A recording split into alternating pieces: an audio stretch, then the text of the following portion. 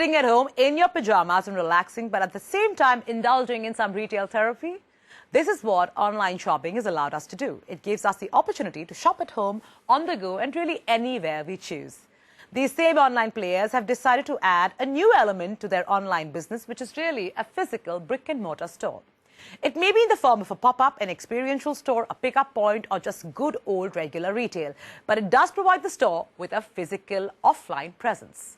While several stores have decided to launch a physical presence, there are others who are content sticking to what they do best, which is really e-commerce. The question we're asking is the launch of a physical retail presence necessary in the Indian context, or is it just a waste of capital given the already overstretched financials of e-com companies? Vijay Ravi finds out.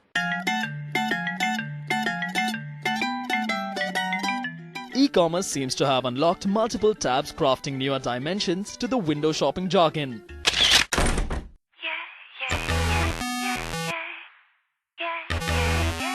From shoppers eyeing the at a store near you board, they are now waiting for the pop-up window on their screens to read, click on the nearest tab. However, even though the global reach of the World Wide Web has been growing fourfolds every passing day, the need to stay grounded is not yet a lost virtue in business. The click may have managed to break the clutter, but staying traditionally rooted seems to be back in vogue. No wonder some of the top names in e-commerce have decided to take the omni-channel route to seize the #1 position in the minds of the consumers. Here's a closer look at the online portals that you can now cite off the web.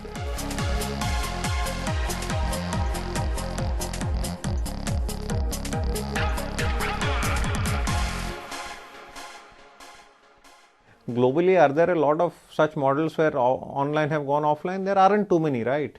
So my question is, if globally it works everywhere, why do you have to do it differently in India? I don't know. My sense is in India, people want results much faster than probably they have done it globally. And so when you want results faster, you're trying to accelerate, and we'll have to see whether it works. Caught in the dictionary of the outmoded is the phrase "seeing is believing." The nouvelle marketing theatrics demands the need of the experiential entity on the vanguard. No wonder, despite the online boom, online sites are scrolling their way into the offline world.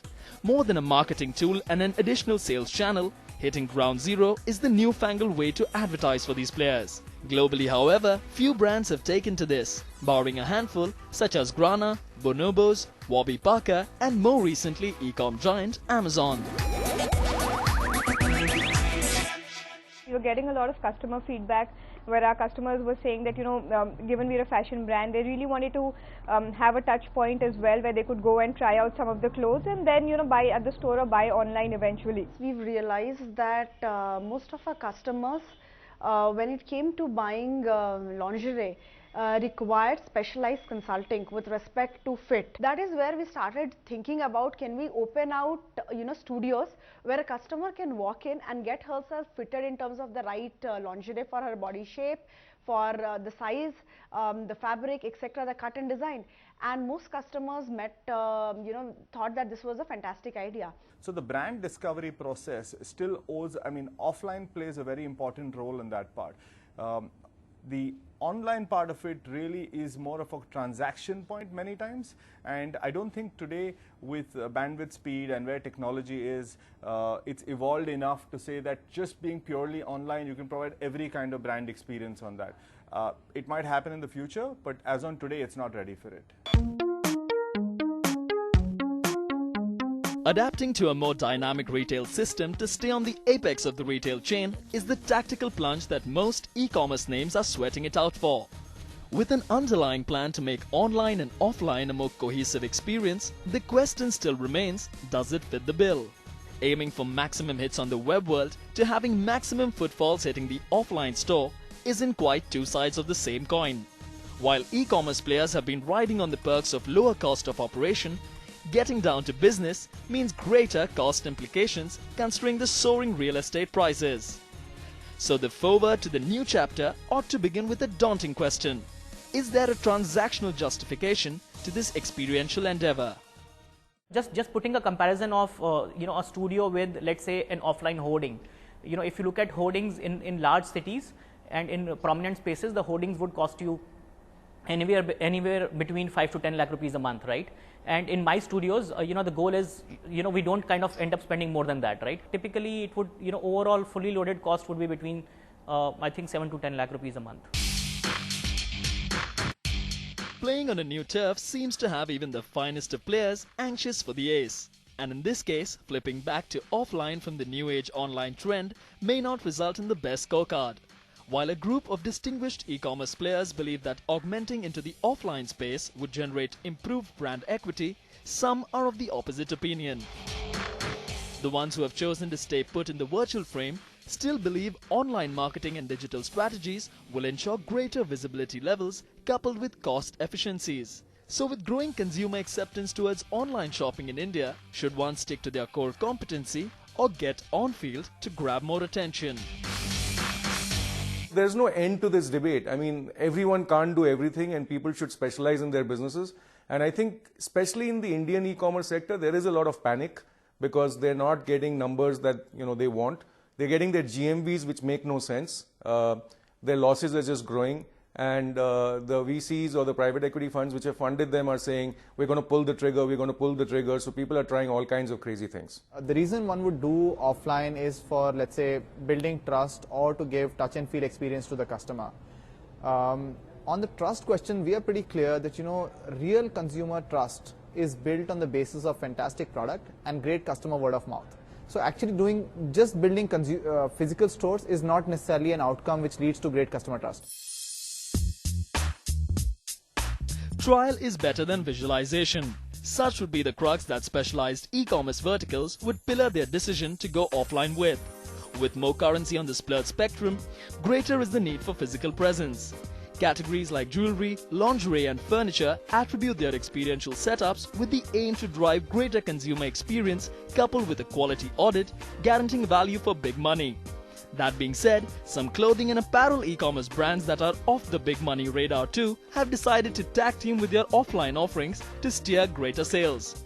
The move is courageous, and while one can safely tip one's hat for the sheer bravado, the question that seems to be in most minds is whether the payoff will equal the grandeur of their move.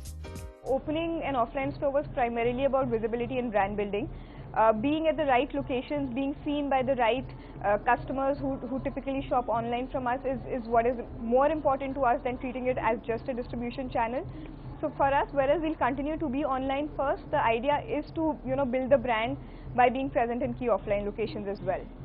In fact, what they could do is simply go to a Shopper Stop, Lifestyle and other format store and just tell them we want to be in your store. I mean, just as they are going on the online companies, the online companies could also do the other way around. I mean, from online brands, that is, they could do it. Just people would want to walk into a small setup where they can check out various finishes, various material types, etc. And that is what kind of studio helps them achieve.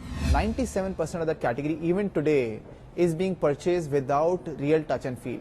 A carpenter will come to your home, maybe show you some photographs, maybe show you some fabric swatches, and that's how you'll make the purchase. So really speaking, your larger part of the customer today is purchasing the products without experiencing the touch and feel. There are so many people who are discovering online, and then their choice of shopping is still not maybe purely online, but we are also saying that once they've shopped online, a lot of them kind of lose the distribution network and they are sometimes shopping offline or online, and they walk into a store with the mobile app in their hand as well and saying, this is a product I want to see. Depending on the value they're looking at, they are moving across channels as well. It's funny because if you look at the Western markets, some of the luxury products also like jewelry or very high-end ladies' footwear is now becoming online. So here in India, I think we are going in the reverse direction, that because we were not able to succeed with an online business or we didn't have the patience to perceive enough, therefore we should go and open offline stores. Shopping isn't a destination anymore. It's a journey you can enjoy as per your convenience. But as noted e-commerce players choose to create a marketing melange setting up offline spaces to boost their online presence, the road ahead seems to be an antithesis of sorts.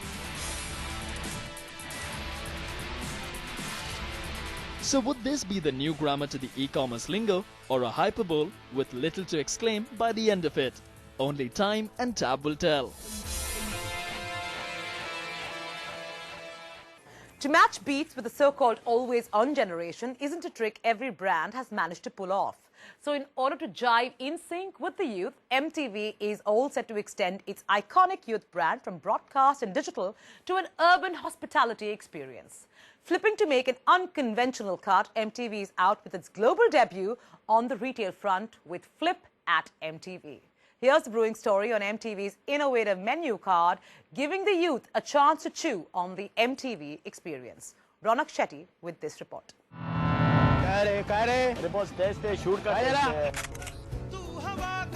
In the television arena, fewer names have managed to win the bout of beats when pitted against MTV. But little did we ever expect that the youth-centric channel would arrive sans a remote in hand. Brace yourselves, because it's time to flip over from MTV's on-air musical realm to an on-ground kingdom of their own. Connaught Place, New Delhi was the home to MTV's first-of-its-kind progressive destination, FLYP at MTV. A unique cafe launched exclusively in India by Viacom 18 Consumer Products and Fun Bars Hospitality Private Limited. From the feel of the place, it seemed to have everything on the charts to captivate minds of audiences who are rather irreverent to the obvious offerings. But the question that has been buzzing in the minds of many is what exactly motivated a broadcaster to go the retail way. The strategy behind this is, if you look at one of our key strategic pillars, is to build ecosystem around all our brands. And if you look at MTV as a brand, it's an iconic youth brand in India. It's an idea to build experience and fun zones. And therefore having a destination MTV hangout, in a manner of speaking, is what gave birth to FLYP at MTV.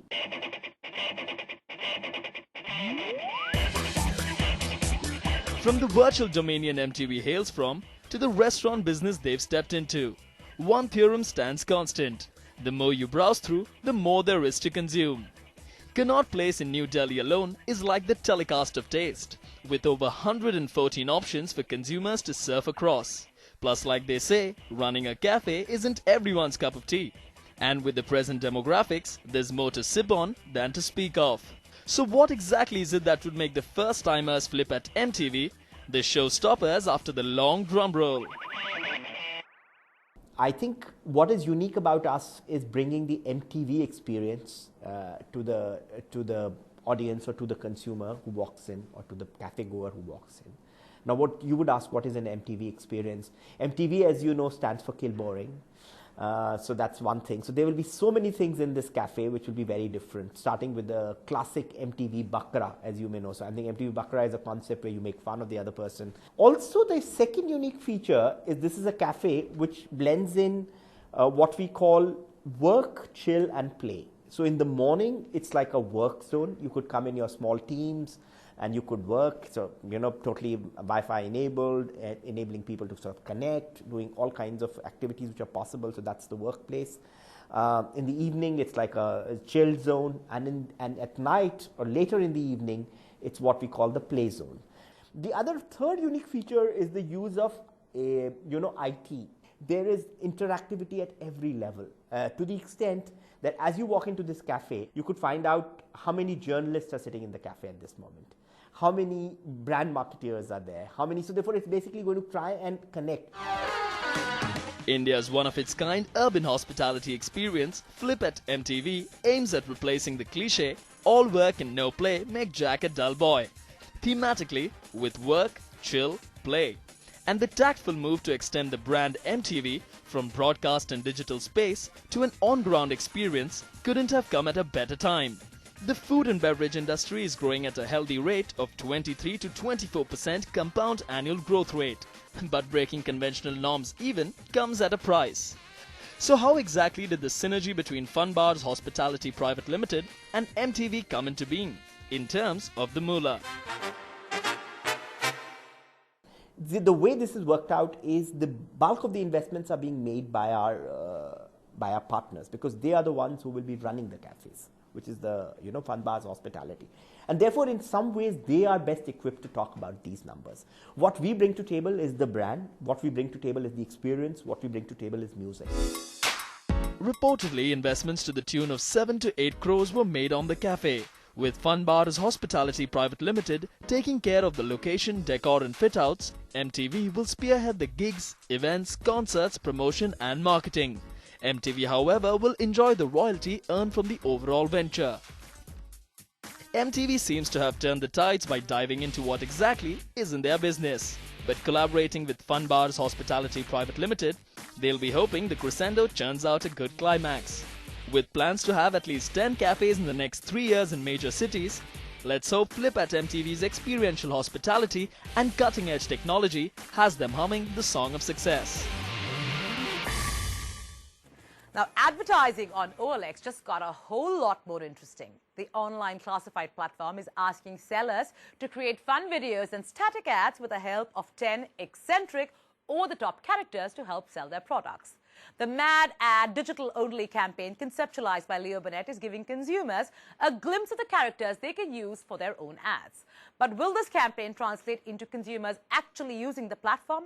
Well, we got 10 leading marketers to answer just that on the final verdict.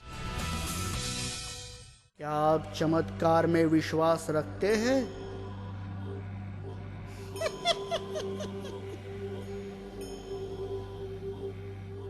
रखते हैं, रखते हैं, रखते हैं। ये चमत्कार तो हो सकता है बार बार, पर बालक, ये चमत्कार सिर्फ एक बार हो सकता है।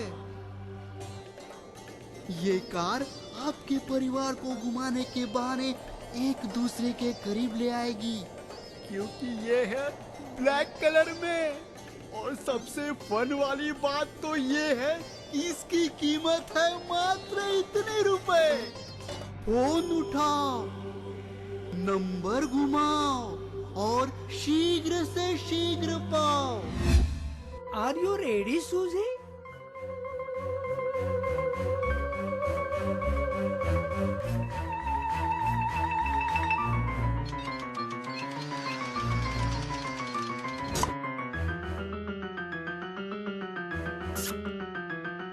Suzy just went bananas for me. You know what makes me go bananas? This phone. It makes your voice reach miles away in different directions. इसका वैज्ञानिक येलो रंग can change your structure to a banana and its price less than केले का छिलका. Dial this number today. I miss you, Suzy. नमस्कार, आज की ताज़ा खबर। दुनिया भर के लीडर्स ये जानना चाहते हैं कि ग्लोबल वार्मिंग की असली वजह क्या है। इज इट लहसुन? और एक चुटकी हिंग। इसे धीमी आंच पर भूनिए और लीजिए, तैयार है आपका लाजवाब चोखा। What a shot! What a beautiful shot from a world-class batsman! TV पे क्या देखना है? So difficult to decide. What is easy to decide is this. Actually, इसके बारे में ये माना जाता है कि ये 150 साल पुरानी संपत्ति है और उसके रेड कलर ने दुनिया भर में तहलका मचा दिया है, क्योंकि इसकी कीमत है मेरे डिजाइन से भी सुंदर।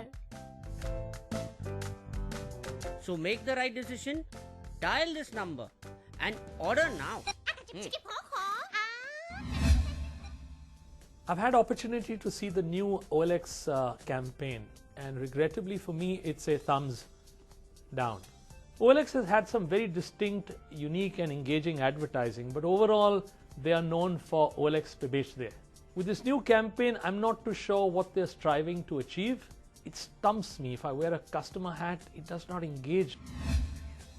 For me, this new campaign from OLX is a thumbs up.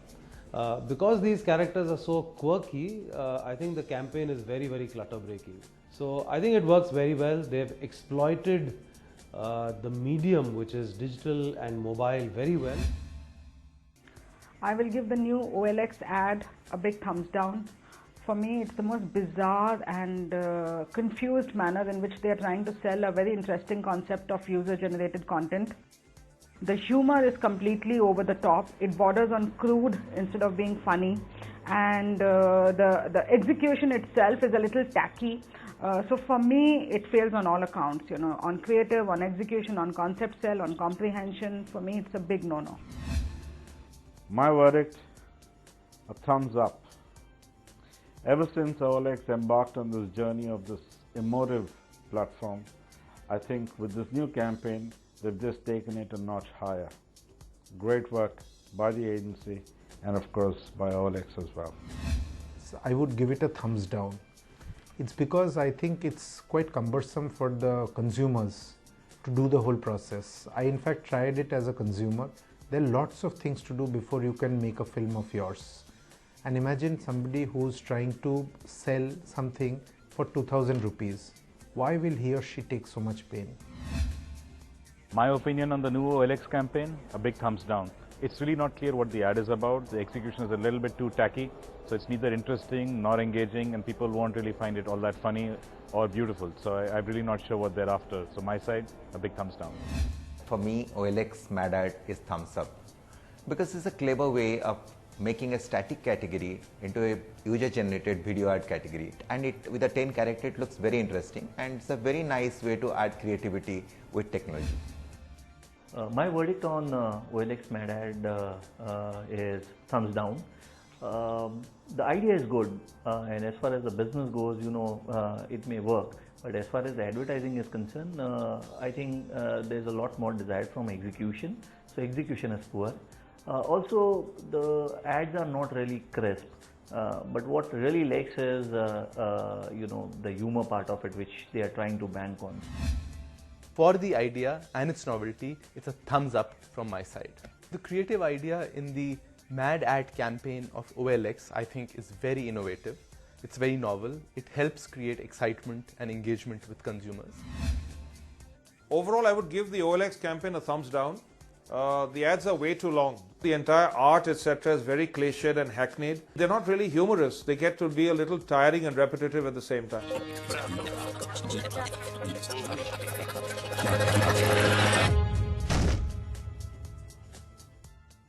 And with that, we wrap it up right here on Brand Equity. We hope you enjoyed the show. To take the time and drop us a line at brandequity@etnow.tv, or alternatively, log on to our Facebook page.